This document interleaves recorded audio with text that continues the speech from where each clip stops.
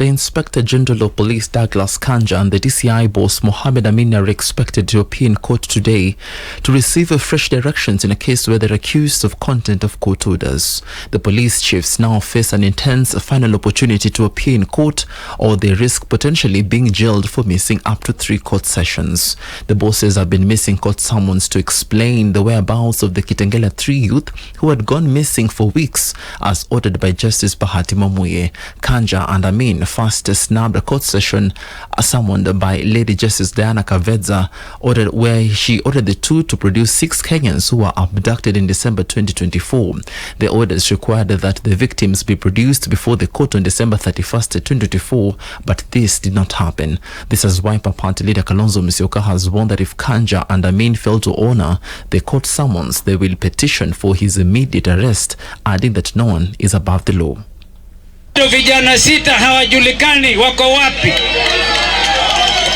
Tunataka vijana wakiwa hai ama wasipokuwa hai, wazazi wa Kenya wanataka kujua vijana wako wapi.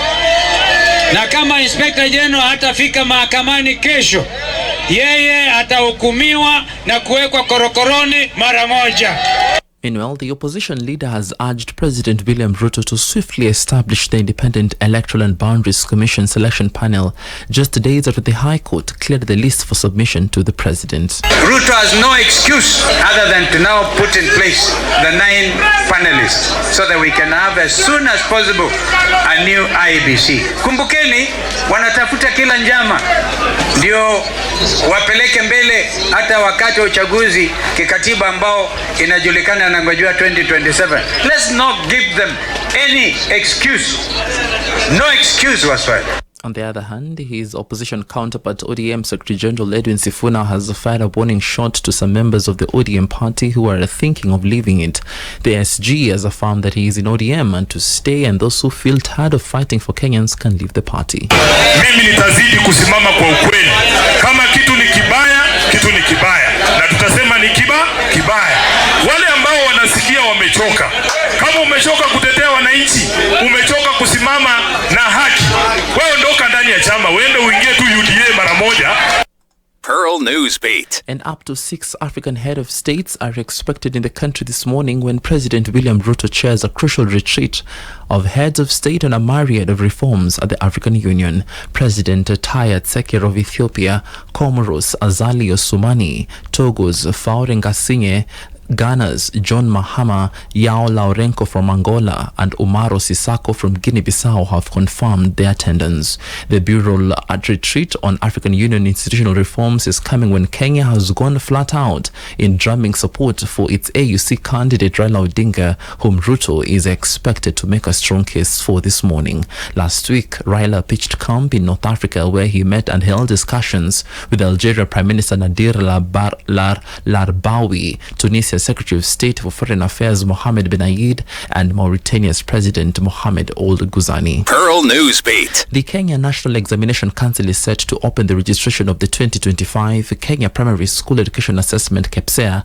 and the Kenya Intermediate Level Education Assessment today. The registration for the assessment will close on the 28th of February. NEC CEO David Njagere announced that learners in grade 6 will register fresh for the assessment through the KPSEA registrational portal, which will be accessible starting Monday. Njagere warned that the registration of ghost candidates constitutes assessment malpractice, which attracts sanctions, including the deregistration of schools as NEC assessment centers. He emphasized that candidates presented for the assessment must be bona fide learners in the respective institutions presenting them. Pearl Newsbeat. And across the borders, Israeli soldiers have killed 22 people and wounded 124 in southern Lebanon, the Lebanese Health Ministry says, as the Israeli military remained in parts of the country after the expiration of a deadline for the withdrawal and Hezbollah's removal from the area. The health ministry said women were among the dead, and the injured also included women, children and paramedics.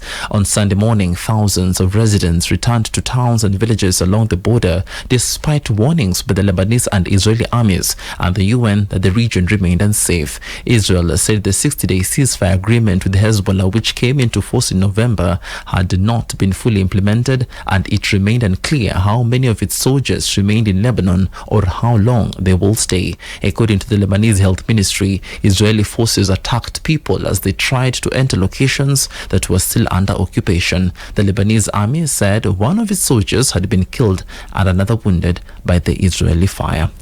Pearl Radio, the home of fresh and classic hits.